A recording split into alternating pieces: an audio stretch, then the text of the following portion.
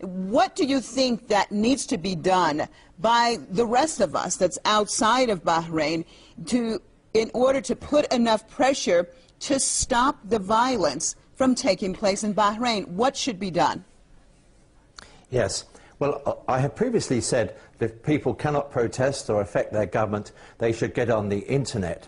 There's another thing that they can do, which is very important. These splendid organisations like Human Rights Watch, Bahraini Human Rights, Amnesty International, they are collecting the evidence which at some stage in the future is going to be used to arraign these criminals before a criminal court of justice and to put them down for 20 years. Now, the more support you can give to the human rights activity, and that frankly means please get off your backside and put in 10 quid.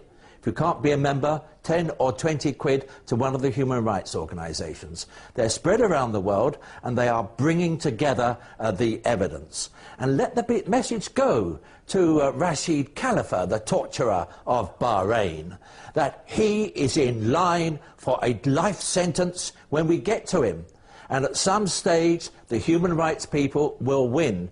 A torturer in Argentina has recently been imprisoned. It took 30 years to get to him. Well, I prophesy now that in this case, we will get the political pressure on. America may have the decency at last to realise these links with fascism. America could stop all this. But in the meanwhile, since America is controlled by the neocons and the George Bushites, and in particular by the Zionists, we have to assume that America is going to go on supporting this.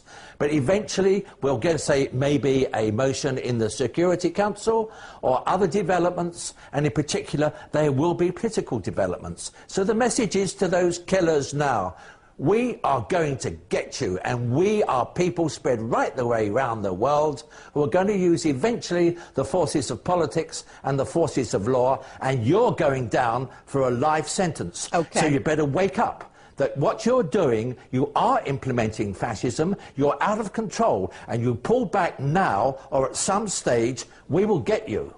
All right. Well, thank you so much, Chairman of the Committee Against Torture in Bahrain, Mr. Rodney Shakespeare.